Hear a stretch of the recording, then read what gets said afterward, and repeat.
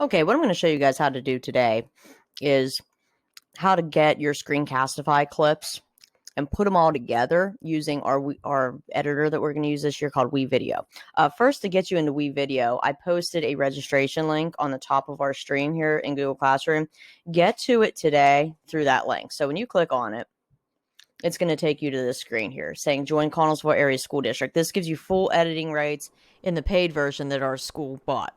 So what you can do is click on join with an existing account. And when you click on that, click sign in with Google. Now I've already signed in, so it's not going to give me that screen. But once you sign in with your Google, that will take you here.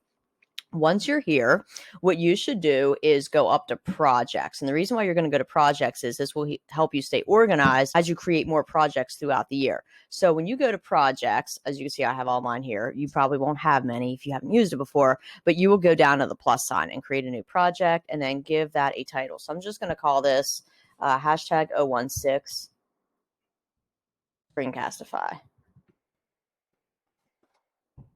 And then you could give it a description. You don't have to. Set this as personal because only you are going to be the one editing and working on this project. Then click on next. Okay, then click next from there. And then after your project's created, jump in to start creating your actual video and putting it together. So once you click on create video, that's going to take you into your editor. And your editor looks like this. This is where all of your previews are going to show up. This is like your preview pane. These are all the different clips that you import. And then down here is where you do all of your editing. Up here, you have a toolbar of all kinds of things that you can add, and you can feel free to take a look at everything that's there.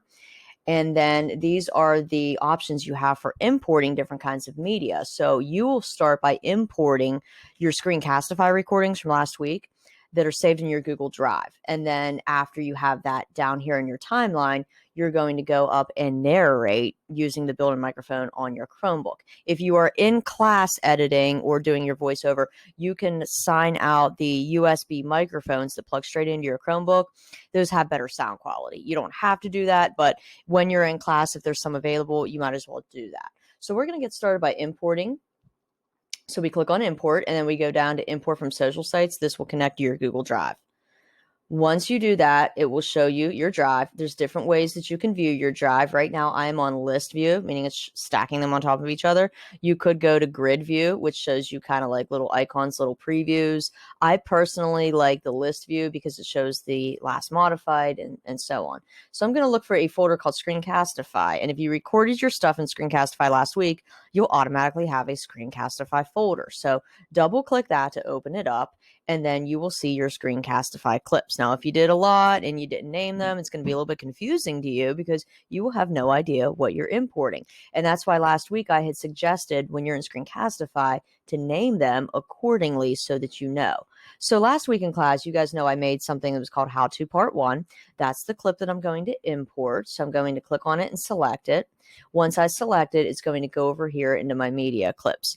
Once it is loaded, once that blue bar has gone away, then it is imported into your media library, and then you're able to drag it down here to begin editing. But you cannot begin editing until that blue bar goes away. So it looks like the blue bar went away. When I click on the video, it will actually allow me to play it. So it's playing back my clip from last week. What I'm going to do is stop that clip and I'm going to drag it down here into my timeline. Now, before I drag it into the timeline, I'm going to show you a couple things here. There are a few layers that are already in your timeline. You have 2 video layers and then on the bottom, an audio, which is a sound layer. What I usually do is I put my video right there in the middle. Think of it like a sandwich here. And you're going to be putting some stuff on top of it. And then your bottom layer is going to be your voiceover. So there's my video. I'm going to put it right here at the beginning. Maybe I'll leave a little bit of a gap in case I want to add some text there. But what you could do is play back your video. And as you're playing it back, if there's a part of your screen where you mess up a little bit and you want to cut that out, you can do that by using your scissors, your slicing tool. Now, a little tip that is very convenient as you edit.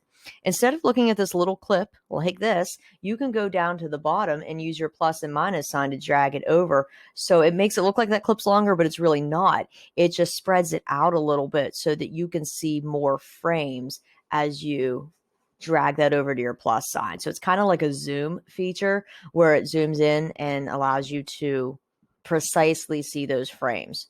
So again, that really helps if there's a certain spot in your video. Let's say you messed up like right here to right here. And as you're playing it back, you realize that, and you might want to cut it right here. So you would just do that, and that cuts the clip.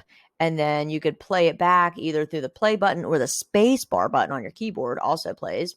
And let's say like right there is where you want to do your cutting. When you click on the clip and it's orange, your scissors come up, and then you can cut. So now I just took one clip and made it 3 different clips, and that allows me to edit. Maybe I want to get rid of that part, and if you want to get rid of it, you just click on it. It's highlighted orange, and then you click the backspace or delete key on your keyboard. That allows you then to bring these clips together, cutting out an unwanted part. I do that all the time when I'm editing for you guys in my voiceovers. I chop out unnecessary parts. I do that in my videos.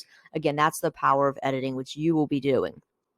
So to do your voiceover, if you are ready to do your voiceover, you will basically just be watching your screen recording and then narrating it as you watch it. So you are speaking into your computer or microphone and explaining the steps, kind of like how I do with the how-to videos that you watch. So to record your voiceover, go to the beginning of your clip. So I drag my blue marker over and then go up to the narrate button. And when you go to the narrate button, you will click on record. Now, one thing you'll want to make sure is that your microphone is not being blocked by Google Chrome. And if it is, you can go up to your lock symbol and then just make sure that the microphone is allowed. If it's currently set to block and you change it to allow, you're going to get a message up here like this. It says to apply your updated settings to the site, reload the page. Once you reload it, your microphone should then work. Okay, so I'm going to do a sample voiceover recording for you. I'm going to click on narrate, click record. It will do a countdown. And I would start my video by saying, hi, my name is Mrs. Irwin, and today I'm going to show you how to edit some slides in Google. As you can see here, these are some examples that my classmates made, and I will show you how to make edits that look like that. Okay, so I'm going to stop that voiceover right there. And you can do that. You can start and stop your voiceover just like you did with your screen recording rather than doing one long recording the whole way through. So once you do that, you could play it back. And today I'm going to show you it's playing right now. Okay, you could hear it. And then you would click on save. And once you click save, it's going to take that audio, that sound recording. It's going to put it up into here, but it's also going to go down here. So I just kind of scrolled down so that I could see that there's now a new track called voiceover. That's where your voiceover automatically goes. Now, something else I want to show you guys over here. This is your media that I already showed you and talked to you about. You can change the way that that looks. So I think by default, it goes into this thumbnail or like grid view, but you can change that to list view, and then you can sort it over here by maybe date uploaded. So as you guys start editing and importing all kinds of footage, to sort it, you just go up here and click on date uploaded, and it will put your most recent on top. So as you can see, the most recent now is that sound recording that I just did. Now to continue with your recording, you would just drag your timeline marker where you want it to go back over to narrate, click on record. It will say 3, 2, 1, and you'll just speak into your computer. And again, you're just kind of watching what's happening on the screen. So I would be saying, okay, and now what I'm going to show you how to do is change the canvas, okay, whatever it is that you're doing on screen. If you haven't done your screen recording yet in Screencastify, make sure that you're in the right files. If you're doing Google Drawings, be in the Google Drawing file I posted. If you're in Slides, open up that slide file. So I'm going to pull this up here and show you.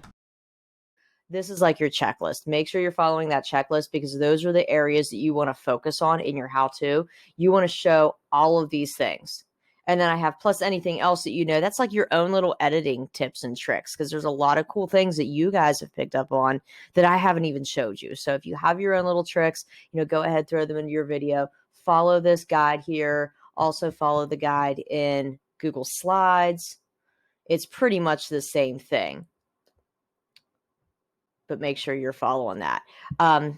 Hold off on exporting this as a final video and turning it in because I'll show you guys that in the next lesson, which will be next week. But there's some more things that I want to show you with editing a little bit next week. Today, your main goal is to just import your clips from Screencastify into here, put them together, make them look good, and then do your voiceover. Let that sit here because your stuff, your videos that you edit in WeVideo, they stay here. There's no like need to save it or anything like that. When you go into WeVideo next time, it will automatically be there.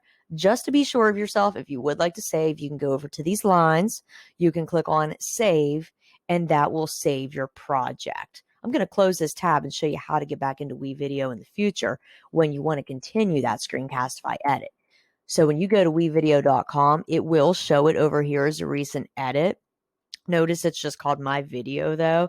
If you go in and rename that, that just, again, helps you in staying a little bit more organized. If you go into projects, you will see it that way. And when you double click on that, these would be your different edits. So the different timestamps so that you did your editing.